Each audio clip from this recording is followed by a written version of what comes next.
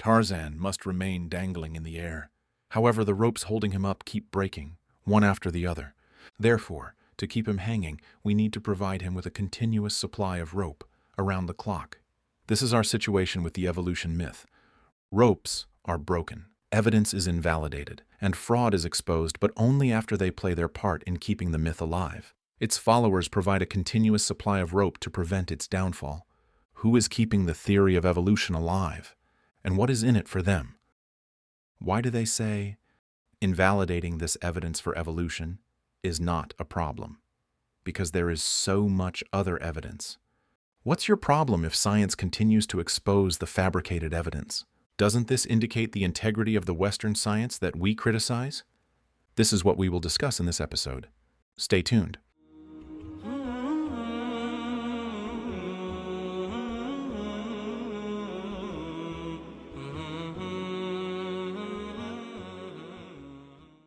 The theory of evolution emerged 160 years ago.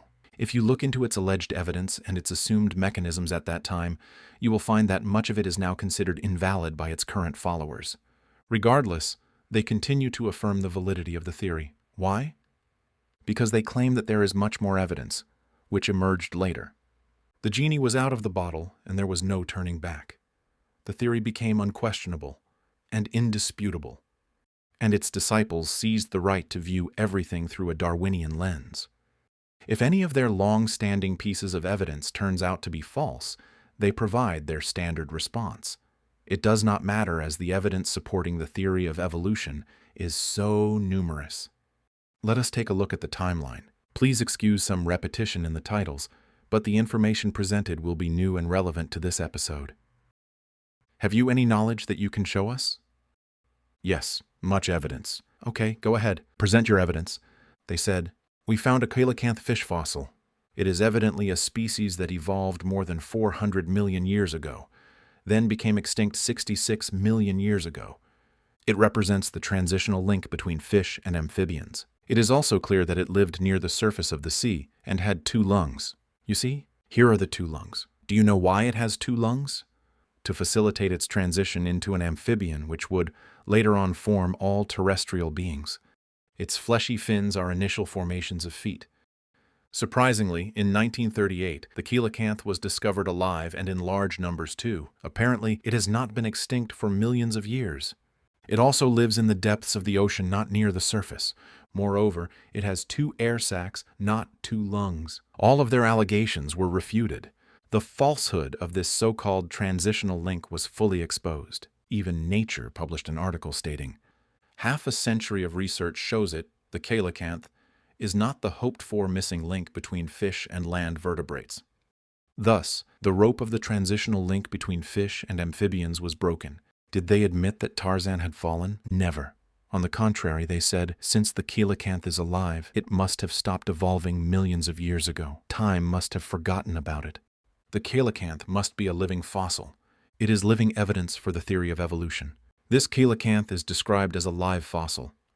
A live fossil, surviving without change for hundreds of millions of years. It is a major breakthrough in the world of science and for the theory of evolution. If the coelacanth is extinct, then this is evidence for evolution. If it is not extinct, then, once again, this is evidence for evolution. If it lives near the sea surface, then this is evidence for evolution. If the opposite is true and it lives in the depths of the ocean, then that is also evidence for evolution. If it has 2 lungs, then this is a sign of evolution. If there are no lungs, that is also evidence for evolution. Yes, we have the right to explain things in this way because there is so much evidence for evolution.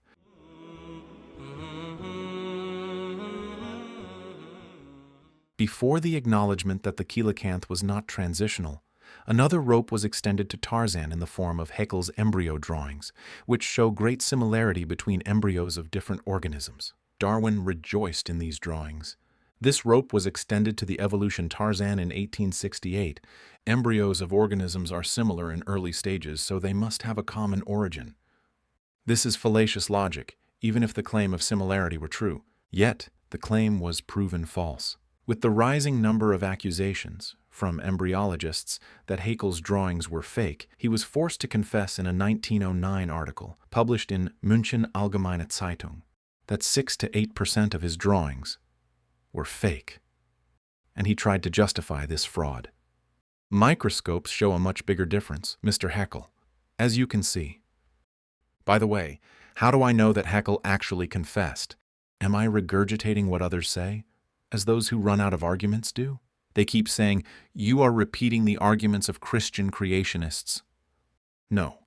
Find some other rubbish to counter our arguments. Praise be to Allah, I authenticate everything to the extent possible. Unlike the myth parrots, I even asked some brothers in Germany to find the original Haekel article in German. They went to Munich Public Library, got the link to the article, and translated it for me. We will provide the links in the comments section for confirmation. Back to our original point. Haeckel's confession was evasive, but at least he confessed. Why are you upset? Science is correcting itself, debunking falsehoods, and revealing the truth. What's the problem? Not at all. No problem. Other than the fact that scientific textbooks in schools and universities continued to use Haeckel's drawings even though they were exposed as fake for 100 years. 100 years after an evasive confession and much discrediting research. Like this research titled, "There is no highly conserved embryonic stage in the vertebrates, i.e. no large evolutionary similarities between vertebrates." This paper reviewed, in detail, a significant amount of research on this topic and concluded, "Our survey seriously undermines the credibility of Haeckel's drawings." Regardless, scientific publishers continued, in deep slumber, to publish these fake drawings. This is a list of 13 different books which continued to publish these drawings until recently, before these drawings began to disappear from textbooks. This gave them time to extend a new rope for Tarzan and fill the void of embryological evidence for evolution. They said, "There is some similarity between slits in fish embryos and human embryos, which indicates their common origin." Just so you know, dear viewers, these slits develop into gills at a later stage, which fish use to breathe underwater. In humans, however, they develop into structures in the ear necessary for hearing, and into the parathyroid gland, which regulates blood calcium levels. Structures unrelated in any way, shape, or form, serving different functions in fish and humans. Nonetheless, the external similarity, according to them, is evidence of common origin. This is expected because the void of embryonic evidence for evolution must be filled. Allah knows how long it will take them to remove this joke from textbooks as well. Why are you upset? What is the problem? Not at all. There is no problem except when you confront the myth followers with the truth about Haeckel's drawings. They answer, like the former executive director of the National Center for Science Education, Dr. Eugenie Scott. General. It's clear that Haeckel may have fudged his drawings somewhat to look more like his ideal than they actually are. Now, does that actually take away from what we know about the relationship of embryology to evolution? Not a bit. She does not believe that it impacts the relationship between embryology and evolution. Not a bit. Why? And we have nothing but solid evidence to support that from modern-day researchers as well as early 20th century researchers. According to her, the basic concepts behind Haeckel's fake drawings are supported by current and previous research. In other words, even if this evidence is fake, the other evidence for evolution is more than enough. Evolution is true. It is unquestionable. There is so much evidence, obviously. That is why you hold on to debunked science for so long, to support your myth. Darwin died happy, knowing that his Tarzan was well supported. He was succeeded by the German anatomist Robert Wiedersheim, who extended another rope. In 1893, he published a list of 86 vestigial organs, useless organs, in his opinion. Of course, this list eventually collapsed, as discussed previously. So, why are you upset? What's the problem? Science annulled Wiedersheim's list. Not at all. No problem. Except that during all these years before the invalidation of the Wiedersheim list and Haeckel's drawings, both of which occurred in Germany, these scientists were actively spreading their evidence all across Germany to promote Darwin's myth. Unfortunately, many Germans took the bait which paved the way for Hitler, through his book Mein Kampf, to promote the concept of superiority for the Aryan race. He fought wars which claimed millions of lives and launched eugenics campaigns to improve the human gene pool, killing many more. A tragedy which is reflected in the eyes of this poor victim, a less evolved human, in the evolution lunatic's perspective. California State University history professor Richard Weikart, in his book Hitler's Religion, presents evidence that Nazism promoted the evolution myth in schools and universities. Yes, science slashes Tarzan's fake ropes such as Haekel's fetuses, or those based on ignorance such as Wiedersheim's list, but only after these ropes are utilized in the promotion of the evolution myth and the destruction of humanity. The Piltdown Man skull was another rope extended to Tarzan in 1912. It was cut off in 1953, after the scientific community discovered that it was a forgery. Do you know, in the 41 years before the fraud was exposed, how many articles and papers were written about Piltdown Man? According to Nature's website, it's more than 500 articles and papers. Click this link and take a look at the research titles. The Piltdown Mandible. Analysis of the first and second lower molars of the Piltdown mandible. Someone would write a paper, and 105 other papers would reference it. It's a game, dear viewers, a child's game in the full sense of the word. More than 500 articles and papers about a fake skull. Keep in mind, dear viewers, that the idea of transitional fossils is fundamentally comedic and absurd. We explained this in detail in the episodes. Address Them as Children and Who Stole the Million. We showed that even if we indulge them to the extent possible, the myth requires innumerable transitional forms, above and below ground. The concept of transitional forms treats organisms as funny, pliable, photoshopped images. It ignores genetic encoding and differences in internal systems and cell structures. More importantly, it overlooks the evolutionists' denial of intent in the transition from one organism to another, i.e., that there is no agency involved in the conversion of one organism to another, as gradualism might imply. Instead, organisms evolve randomly in every direction. You can imagine then how absurd it is to hold a skull-like Piltdown or a fossil like Archaeopteryx and study every inch of it as evidence for their myth.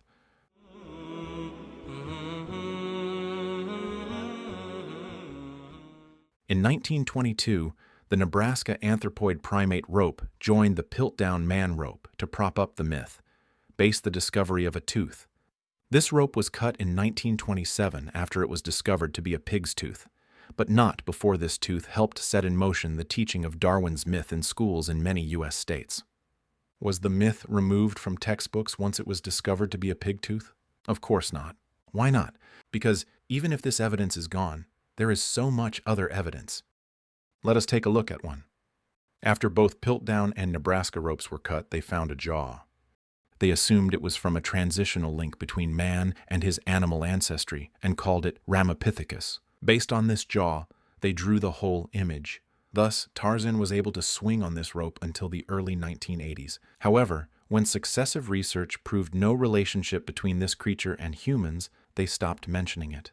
In 1974, before the Ramapithecus rope was cut off, the Lucy fossil rope was extended. They claimed Lucy was a primate and gave her a catchy scientific name, Australopithecus afarensis. After more than 30 years, this rope began to erode, with research findings such as this one, conducted by the myth disciples, which cast doubt on the role of Au afarensis as a modern human ancestor. In addition, this outstanding article by our brothers, Muslim researchers, titled Google and Lucy Fossil, details the extent of fraud and deception in using this fossil as evidence. In 1975, 1 year after the Lucy rope was extended, a German professor of anthropology, Rainer von Zieten, started providing Tarzan with rope and continued over a period of more than 30 years. He claimed the discovery of a large number of skulls belonging to a transitional period in human evolution. Books were full of his work until he was exposed. A commission from Frankfurt University issued a memorandum accusing him of falsifying evidence over a span of 30 years. The news spread throughout the world. Rainer had also tried to benefit financially from his service to the myth. He made a deal to sell chimpanzee skulls, passing them off as evidence of our alleged evolution, as if he was telling the buyers, "Come buy the skulls of your ancestors." He was following the example of the church when it took advantage of people's faith to sell mythical penance indulgences. In 1999, while Reiner's rope was still extended, another rope was provided to Tarzan, the Archaeopteryx rope. National Geographic featured it as its cover photo, and the fossil sold for $80,000. This new rope was cut in 2001, and Nature published a confirmation that the fossil was a forgery. After the Reiner and Lucy ropes were cut, Tarzan swung over to the Ida rope, whose fossil was purchased by the Norwegian doctor Jorn Hurum for $1 million, and publicized as one of the first human ancestors that lived 47 million years ago. It was even given a fancy scientific name, Darwinius Massilae, in memory of Darwin. The media touted it as the eighth wonder of the world. Even Google got carried away and changed their logo to Ida. The BBC and the American History Channel released several documentaries on Ida titled The Link. Subsequently, Nature published an article denying this fossil's relationship to humans and suggesting that it may belong to ancestors of today's lemurs. So, dear viewers, the bone that your child digs out while playing, and you say, "Throw it away, son, go wash your hands," would have been hailed by Tarzan's disciples as a momentous discovery to be promoted in numerous documentaries. Subsequently, several media sites accused Dr. Hurum of intentionally forging the fossil in order to get his cash back. The Orce man primate was a rope extended to Tarzan in 1984, based on the discovery of a skull fragment. The rope was cut off in 1997 after it turned out to be a skull of a small donkey. TalkOrigins.org, commenting on the Orce man scandal, said, "Whatever the status of the fossils, they do not affect the validity of the rest of the evidence for human evolution." In other words, the evidence for evolution is so plentiful. As usual, in 1989, before the Orce man rope was cut off, the pelvic bones in whales, rope was extended to Tarzan, only to be slashed in 2014. We explained the details of this scandal in the episode Wakey Wakey. No worries. Another rope was extended that same year. In one of his lectures, Dr. Carl Giberson, former vice president of the Biologos Foundation, exhibited an image of a child with a tail, saying, "But some babies do. Some babies arrive in the maternity ward with tails. We have genes to build tails." Giberson considered this picture as evidence of human evolution from animal origins. He stated that humans have genes to build tails, but these genes are only expressed in some people. Of course, it turned out that the image was fabricated, photoshopped, copied from a comic website called cracked.com, and that what he considered to be an occasionally expressed tail gene, i.e. remains of animal origins, was in reality a geneb that regulates the cell development needed for every human. Shame on you, Giberson. Come on. Using photoshopped images, hiding facts and lying, and all this mix-up. Aren't you ashamed of yourself? What was Dr. Giberson's response? He claimed to have been fooled and said, "No point is implied by the image beyond what is well established by other legitimate images," i.e., even if this is false, the evidence is so numerous. Where is this other evidence? It is nothing but a mirage. A mirage.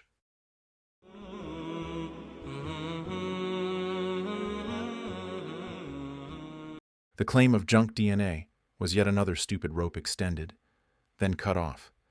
After the publication of the Genome Project in 2012, it is no longer mentioned. Why are you upset? The mistake was corrected. It was corrected, but when? Only after Kenneth Miller, professor of biology at Brown University, presented junk DNA as evidence to win the case for the evolutionists on the first day of the Dover trial. Do you remember, in our last episode, the lawsuit brought against a school for its proposal to teach intelligent design, i.e., that life may have come by design, not by a series of random coincidences? Do you remember how the school board behind the proposal was strongly rebuked and lost the case? This became an example for anyone who dares to defy the gods of evolution. Miller, testifying for the evolutionists, said that parts of the DNA are broken, faulty, and non-functional. It's just a mess. The Genome Project, 9 years after the court's ruling, nullified Miller's claim. Did that result in allowing the school to teach intelligent design, or at least that evolution is not the absolute truth? Of course not. Why not? Because even if the junk DNA claim is false, the evidence for evolution is so numerous. Where is this evidence? All evidence turns out to be a mirage. Science eventually discovers its invalidity, but after what? After it provides decades of life support to the myth, after it is imprinted in the minds of new victims. Only then does the validity of the evidence expire. You may say, there may have been some mistakes in some scientific fields, but they've been corrected and people have benefited. Well, there is useful science which doesn't contradict mind, innate nature, or observation. On the other hand, there's the evolution myth, which, as discussed in previous episodes, contradicts all of that and is absolutely useless. Put yourself in the shoes of a young man who lived 100 years or so ago and was told what you're being told now. The evidence for evolution is so numerous. Look at that evidence now. Cut ropes, even by the admission of Tarzan's disciples themselves. You may ask, why are you bringing up evidence that's been discarded by the evolutionists themselves? Talk about the evidence they still consider to be true. My goal is to demonstrate the Tarzanian principle used by the myth disciples. Whenever a rope is cut, extend another. We've already covered the current ropes that Tarzan is clinging to, and we cut them off ourselves in the previous episodes. They'll probably remove them from their textbooks 10 or 20 years from now, but only after new ropes are extended to Tarzan. And the story goes on. Indeed, in the previous episodes we cut the ropes using, in many cases, research findings from Tarzan's disciples themselves. The design faults in the retina, we cut it. The appendix, cut. Birds with useless wings, cut. Snakes' backbones, cut. Neanderthal man, cut. Similarity in species, we cut it. 99% genetic similarity between humans and chimps, cut. 99% of scientists believe in evolution, cut. The claim that the theory of evolution is useful and indispensable for medical purposes, the Nobel Prize in Chemistry, we cut them all off. The antibiotic-resistant bacteria rope, cut. Lenski's experiment in citrate-utilizing bacteria, cut. We cut many more ropes. Our brothers, the Muslim researchers, have cut hundreds of other ropes in hundreds of articles using modern scientific evidence. After all this, have you any knowledge that you can show us? Where is your solid proof which can withstand the test of reason and respected scientific research? Where is your cohesive, compelling evidence? Is it dazzling your audience with triviality? Is it in mixing facts with myth? Is it in arguments from ignorance? Is it in the meaningless terminology? Is it in addressing people as children? Is it in using similarity as evidence of common ancestry? Is it in gobbledygook and references to the unknown? Is it in the list of 14 logical fallacies and psychological tricks that we've discussed up till now? Today, we're adding your 15th trick to the list, Tarzanism. Say, have you any knowledge that you can show us? You follow only supposition and tell only lies. We need real science, not pseudoscience, photoshopped images, or Hollywood movies that deceive the naive. We started this series with, offer your proof in case you are sincere. And we're about to conclude it with, have you any knowledge that you can show us? This is the Quranic methodology. It is a methodology based on knowledge and proof, not delusions and myths. Our religion, praise to Allah, is based on unequivocal foundational verses and strong, integrated, independent evidence to interpret the allegorical texts, a perfect, harmonious framework. Where in the Darwinian religion do we find a single solid foundation, or a single independent, conclusive piece of evidence? Don't you myth disciples nitpick our allegorical texts intentionally to lead people astray? Don't you block people from Allah's clear foundational evidence? What do you have to offer people other than ambiguities, delusions, and myths? Say, have you any knowledge that you can show us? Scholars of hadith, prophetic tradition, have a beautiful saying. If a hadith has multiple chains of narrators, with liars, fabricators, and non-pious people in every chain, then its multitude of narration chains only weaken it further, and none of the chains can support the other. Someone fabricates a hadith, another plagiarizes it, a third likes the lie, views it as distinctive, and decides to spread it. This is Tarzanism in action. When you find Tarzan's disciples extending one fragile rope after another, you realize that they lack solid integrated evidence and need to resort to one lie after another, following in the footsteps of their ancestors, who said, "Do not listen to this Quran, drown it in frivolous talk, you may gain the upper hand." Remember, dear viewers, we did not only slash the ropes, but also showed that those which are true are evidence for the greatness of creation and manifestations of ability, wisdom, and fine-tuning, as in the episode Citrate-Utilizing Bacteria, the discussion on penguin wings, eye design, diversification of organisms with similar genetic material, and much more. In our episodes, dear viewers, we learned the technique of slashing the false evidence ropes from their base. We showed the falsehood of all vestigial organ claims, and how to respond that this was a fallacy from ignorance and shift the burden of proof unto them. We proved the absurdity of all fossil-based evidence and showed you how to force them to accept the necessary consequences of their theory, as in the episode Who Stole the Million? The concept that random mutations can produce beneficial traits was invalidated in the episode Address Them as Children. The principles of homology, reference to the unknown, and others were rooted out completely. Now, when you hear of a new rope extended to Tarzan, you are able to categorize it according to the aforementioned deception principles. Then, in a calm, relaxed manner, you can slash their ropes and blow away their smokescreen. You do that through a knowledge-based approach without any difficulty whatsoever. If anyone tries to deceive you, tell them, "We will never believe you. Allah has already fully informed us of your news. We've seen your delusions in the past." Prophet Muhammad, peace be upon him, said, "Temptations will be presented to men's hearts as reed mat is woven stick by stick. Any heart which is impregnated by them will have a black mark put into it, but any heart which rejects them will have a white mark put in it. The result is two hearts, one like white stone eternally impervious to temptation, and the other pitch black, unable to recognize right from wrong. May Allah make our hearts white and guide us to follow true knowledge, not myths and desires, so that no temptation, doubt, or pseudoscience can ever harm us." Now that you've watched these episodes, dear viewers, you will not stop at exposing the fraud of myth disciples, but go further to warn people about these fraudsters who spread expired pseudoscience. In summary, dear viewers, the major problems with Tarzanism is that even after a rope is invalidated by scientific research, it lingers on in textbooks and politicized media for a long time. Tarzan's followers do not acknowledge his fall even after his ropes are cut off, one after the other. Instead, they keep parroting the same statement. The evidence is so numerous. In truth, it's the lies that are so numerous and continuous. A rope is cut only after it is exploited for as long as it takes to corrupt minds, religion, and morals, and justify crimes against humanity.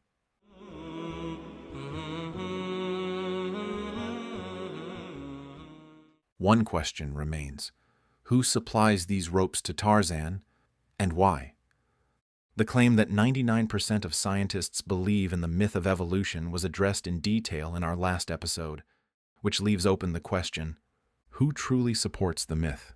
Who is supplying the ropes to keep Tarzan from falling? Many different groups of people. First, those whose careers depend on the evolution myth. The Tarzanism of the myth has produced a group of dependent academics whose titles, academic degrees, professional careers, salaries, and positions depend on keeping Tarzan hanging in the air. Imagine telling a specialist in evolutionary biology, "We've proven that your job title is actually Doctor of Mythical Biology." How would he react? Second, anyone lacking the ability to produce useful science, but possessing the artistic creativity to draw a complete human being from a jaw, molar, rib, or any part of a skull. Anyone lacking the skills to generate beneficial knowledge, yet with the wide comedic imagination to picture a scenario where senses or psychological tendencies can develop from random mutations and blind selection, will extend more rope. On this, you'll find thousands of research papers that are not worth the paper they're written on.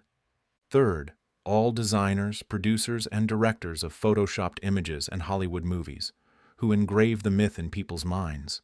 These form another group of rope suppliers. Fourth, every opportunist who takes advantage of the widespread myths. He glues bones together and sells them as evidence for the myth, such as Professor Reiner and other bone sellers and rope suppliers. The myth has become a moneymaker, as we saw with Huram and the Archaeopteryx. Fifth, every pseudoscience sorcerer whose books are printed by the millions who argues that God is a delusion and that the universe popped into existence from nothing. He takes advantage of people's ignorance by falsifying science and peddling lies, earning money and fame in the process, and extending more rope. Yes, indeed, over a span of 160 years, the Tarzanism of the myth has produced a group of beneficiaries who support the myth and are in turn supported by the myth. An army of soldiers dedicated to its service. They will provide a continuous supply of rope because its collapse is theirs too. Many of them are good for nothing except servicing the myth. It is their bread and butter. Their relationship to Tarzan is like a pulley system with equal forces on both sides, a relationship of interdependency. The fall of one necessitates the fall of the other. In their mind, the fall of Tarzan means homelessness. Try to convince them that homelessness is more honorable than faking science and misleading people. Let's remind them to trust Allah, put truth above personal gain, and maintain scientific integrity. Did you forget that? Such notions mean nothing to an evolutionist? These are only random emotions produced by random mutations in a piece of chemical scum called the human being. It is funny to see some youngsters expressing disgust with the merchants of religion, who do exist, yet trusting the merchants of the myth and naively crediting them with the scientific integrity to reveal the truth for the sake of Allah. Those who rely on the myth to subsist are trapped in a psychological state which confines their minds to limited channels, such that any notion that the theory of evolution might be wrong becomes taboo. The dark future which awaits them if Tarzan falls prevents their liberation from the myth. It is a modern-day slavery, similar to that in the Jahiliyyah, age of ignorance. Those before them created idols for the myth, and they kept up the worship. They became dependent on this idol for their livelihood and unwilling to free themselves from this slavery. They became the custodians of the new idol, the myth. The idol must live, and it must be attributed with superpowers and great achievements, despite the fact that it will never create as much as a fly, even if they gathered together for that purpose. It must continue to generate money for its priests. After the shock which followed Nixon's move to cancel the direct convertibility of US dollars to gold, the world acted in the same way, providing the US economy with ropes, as its fall would cause their economies to fall as well. Each side provided the other with ropes. The entourage of a corrupt ruler will bend over backward to defend his excellency, because his existence is necessary for their survival, and his downfall means theirs. A reciprocal exchange of ropes. This is the situation in the new and old ages of ignorance which distinguishes them from the state of belief in Allah, whose rope is extended to all. Allah does not need anyone or anything, while all his creation need his rope. Glory be to him. Reflect on this meaning as you read, and hold firmly to the rope of Allah altogether and do not become divided. Does this mean that the evolution myth is supported solely by beneficiaries and impotent people? No. There are other groups of rope suppliers. Sixth, anyone who has a problem with the church, but does not want to explore true religion. He has two options, the church or evolution. Similarly, anyone with faith issues or the inclination to follow his desires, yet wanting to keep up the appearance of self-harmony and a scientific motive instead of a bestial one, will extend a rope to Tarzan.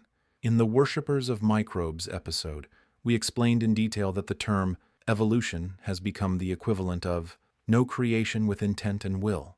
We also showed how, even after the theory was emptied of all its content, and after its followers disagreed on almost everything, they continued to agree on one thing, the denial of creation. We then explained in The Atheist's God of the Gaps and Has Materialism Hijacked Science that the materialism virus, which is the foundation for the coincidental evolution myth, is nothing but atheism in disguise. We also discussed how some scientists stress that their explanations, regardless of how unreasonable and ridiculous they seem, must be accepted to avoid the return of religion. Therefore, the theory of evolution is an atheistic religion. Indeed, it is a full-fledged religion. Its followers provide it with ropes and defend it as staunchly as one might defend his religion. Add to that the official state sponsorship for Tarzan. In the US, for example, the BSCS, Biological Sciences Curriculum Study, is using the grant it's been receiving since 1963 to fill textbooks with the evolution myth concepts. As a result, the allocated space for evolution in textbooks has increased more than tenfold under the pretext of conformity with the secular constitution and the claim that creationism is religion and evolution is science. This happened despite the activism of the Teach the Controversy movement, which demands that students get exposed to counter-arguments to evolution and be allowed to form their own opinions and decide for themselves in accordance with the freedom of scientific research guaranteed by the U.S. Constitution. Opinion polls showed massive public support for this demand. Nevertheless, Tarzan's followers continued to prevail. Moreover, new organizations were established such as American Atheists, founded in 1963 by porn actress Madeleine O'Hare. This organization sues anyone who dares to question the evolution gods in academia. The National Academy of Sciences was also founded, with a majority of its members identifying as atheists. We saw examples of its work in twisting facts to serve the myth. Entire institutions in support of the myth. But wait a second, does all of this explain why the myth is so widespread? Here is my answer. Is it possible for a virus, visible only with an electron microscope, to spread throughout a human body and destroy it? The answer is yes, if the person has a weakened immune system. Similarly, the myth virus spread in a Western world left exhausted and sickened by the Church's tyranny and mythology. Tarzan of the myth built his delusional glory upon the failures of his opponent. As the saying goes, circumstances create opportunities. This is exactly how corrupt governments hold on to power, by demonizing their political opponents. This was made clear in the episode, The Atheist's God of the Gaps. What remains, dear viewers, is to answer the question which has persisted since the beginning of this series, the one I deliberately delayed answering. What is the question? Why do you assume a contradiction between Islam and evolution? Why don't we reconcile the theory with our religion as some Westerners did? We will provide you with a complete and satisfactory answer in the next episode, if Allah wills. So stay tuned. May the peace of Allah be upon you.